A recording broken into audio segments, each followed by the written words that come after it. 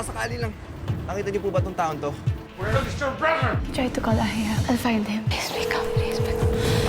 Sa pag-uusap nila Bingo at Caroline ay bumili ng balut ang binata na sinubukan niyang pakainin si Caroline pero hindi niya kayang kumain ng mga ganong klase ng pagkain na pinanood na lang niya si Bingo habang kumakain ng balut na inasar pa ng binata na wag niyang sabihin hindi pa siya nakakakain ng ganon na agad namang umiling ang dalaga. Sabay binura na ni Caroline yung video dahil wala ng audio at ayaw din niyang masave ang larawan ni Edward sa kanyang cellphone. Nang nasa loob na ng opisina, sina Bettina at Edward ay sinaad ng binata na ang ganda ng bulaklak na binigay niya. Sabay napansin niyang tahimik at parang naaasar si Bettina na parang may gumugulo sa isip ng dalaga.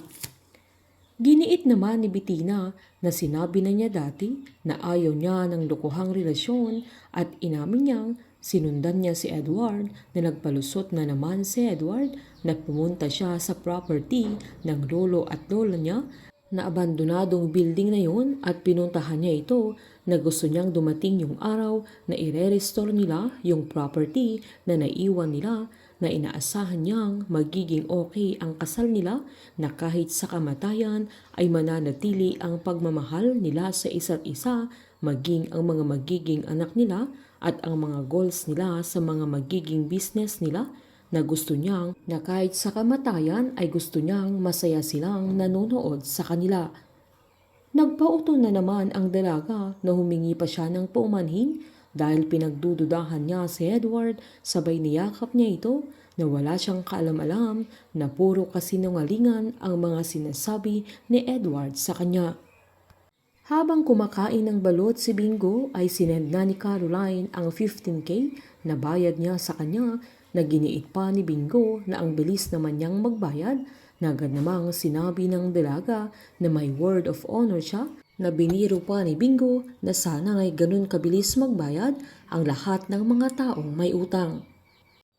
May inabot pang paper bag ang guard ni Caroline kay Bingo kung saan giniit ng dalaga na mga bagong pocketbooks para kay Lola Nene na kinatuwa naman ni Bingo sabay nagpasalamat din siya sa dalaga at nagpaalam na din si Caroline na dumiretso siya agad sa papa niya na nag-take out siya ng paboritong pagkain ni Wilson mula sa restaurant ni Aling Cathy na nasiyahan naman ang papa niya na nag-effort pa ang dalaga sabay pinaalalang gabi na at kailangan pa niyang umuwi kay Aling Cathy.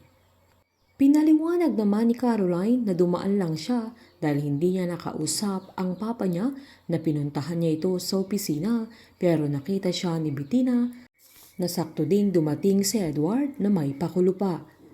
Nakiusap si Caroline tungkol sa kuya niya at naniniwala siyang hindi niya intensyong saktan siya ni Charleston na pinangako naman ng papa niya na kaya niyang i-handle ang bagay na yun na nangyari na ang nangyari at hindi niya papalakihin pa dahil ayaw din niyang masira ang kapatid niya pero gusto niyang ma-realize ng binata na hindi okay sa kanya ang bagay na ginawa niya at kung uuwi man siya sa kanila o hindi ay choice na niya ang bagay na yun.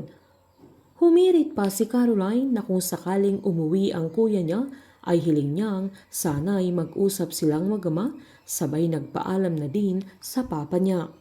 Sa pag-uusap naman ni Aling Nene at Caroline sa phone ay masayang masaya siya sa mga librong binigay ng dalaga na nagpasalamat pa ito sa kanya dahil nag-abala pa siya pero agad namang sinabi ni Caroline na wala yun sa kanya na sakto ding dumating si Monching at Snoop na nakialam sa mga libro na giniit pa niyang siguradong ipagmamayabang ng mamang niya ang mga books na ito sa kanyang mga kabook clubs na mga bagong libro ang meron sa kanya na mismong binigay ni Caroline. Biniro pa ni Snoop ang matanda na pwede niyang iparent pero sinita siya ni Bingo. Napapalapit na ang loob ni Caroline sa pamilya ni Bingo na ito ang magiging dahilan na mas papahalagahan niya ang nabuong ugnayan niya sa pamilya ng binata. Habang magiging matibay na ebidensya na ang videong hawak nila sa pamamagitan ng street vendor na Pipe na kaibigan nila Snoop at Bingo na magagawa niyang basahin ang mga galaw ng mga labi ni Jaime at Edward. Painit ng painit ang mga tagpo, sabay-sabay po nating subaybayan ang advance episode ng Can't Buy Me Love dito po sa aking channel. Patuloy lamang pong manood at mag-subscribe para ma-update po kayo sa mga susunod na episode. Marami pong salamat.